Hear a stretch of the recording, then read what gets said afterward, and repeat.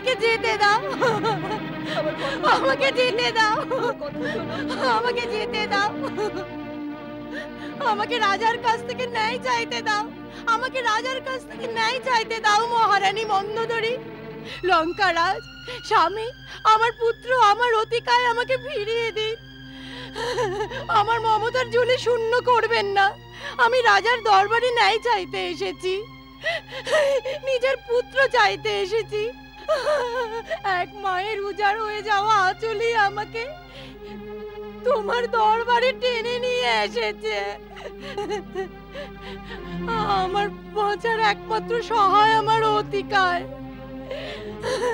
আমাকে ফিরিয়ে দিন, ফিরিয়ে দিন আমার চোখের জ্যোতি, আমার মমতার মুক্ত,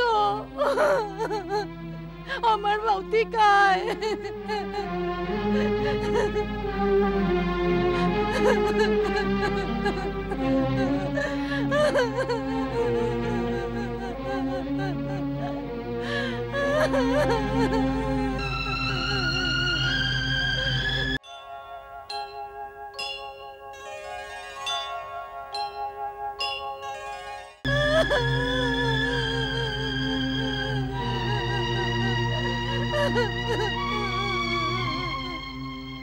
রানী, ধন্য মালিনী, ধৈর্য ধরো।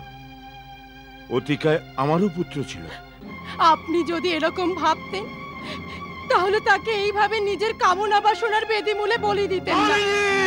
হ্যাঁ মহারাজ, আপনার বাসনার মদমত্ততায় আপনি এমনই মত্ত যে এক এক করে আপনি আপনার সমস্ত পুত্রকে আহুতি দিয়ে দিলেন, নিজের সম্রাজ্ঞীর কোল উজাড় করে দিলেন।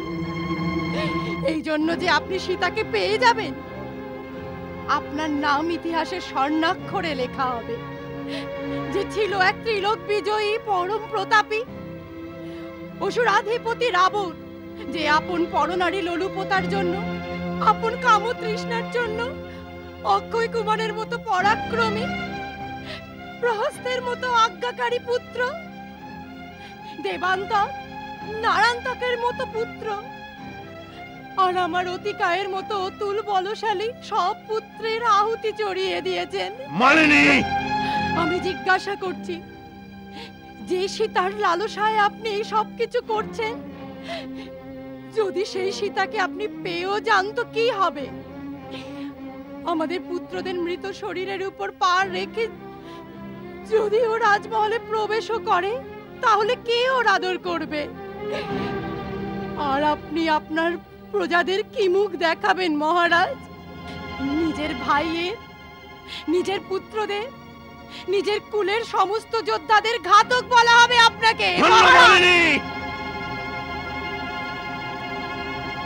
মহারানী মন্দোদরী, ধন্য মালিনীকে এখান থেকে নিয়ে যাও। হ্যাঁ হ্যাঁ হ্যাঁ মহারানী মন্দোদরী, চলো চলো চলে যাই এখান থেকে। এখনো লঙ্কার রাজভবন পুরোপুরি শ্মশান হয়ে যায়নি। একটি প্রদীপ এখনো টিম টিম করে জ্বলছে। লঙ্কার মহলে বাতি জ্বালানোর জন্য একটা কুলদীপক তো এখনো বাকি রয়েছে মহারানী মন্দোদরী।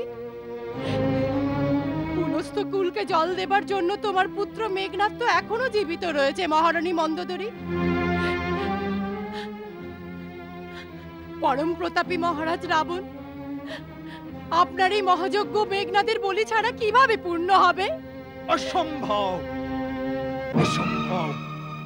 মেঘনাদকে বলি দিতে পারে এরকম বীর এ সংসার এখনো জন্মায়নি মাতাশ্রী।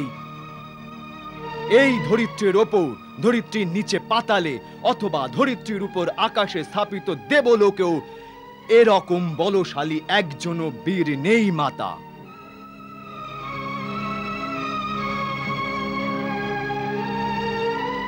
এটা কি দিগ্বিজয়ী রাবণের পত্নী, দেবতাদের হারিয়ে দেওয়া শূরবীর অতিকায়ের মাতার এই রকম অশুভ অশ্রু বর্ষণ শোভা পায় না। মায়ের হৃদয় মায়ের হৃদয়ই হয়, সে যদি কোনো শূরবীরের মাও হন, মার হৃদয় অবশ্যই কাঁদে। তোমরা পুরুষরা এতটা অত্যাচার করো না যে মায়ের কান্নার অধিকারও ছিনিয়ে নেয়। যে মা রাজমহলে থাকবে তাকে কান্নার অধিকার কখনো দেওয়া যাবে না। কেননা তার কান্নার ফলে প্রজাদের হাজার হাজার স্ত্রীরাও কাঁদতে থাকবে।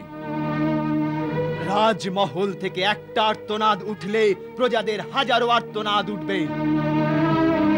দিগ্বিজয়ী রাক্ষস রাজ রাবণের পত্নী, পিতার প্রতাপের সম্মানে আপন প্রাণ সমর্পণ করে দেওয়া পরম পরাক্রমী অতিকায়ের মাতা এই প্রকার প্রলাপ করতে থাকলে আমাদের সৈন্যদের স্ত্রীদের মনের অবস্থা কি হবে?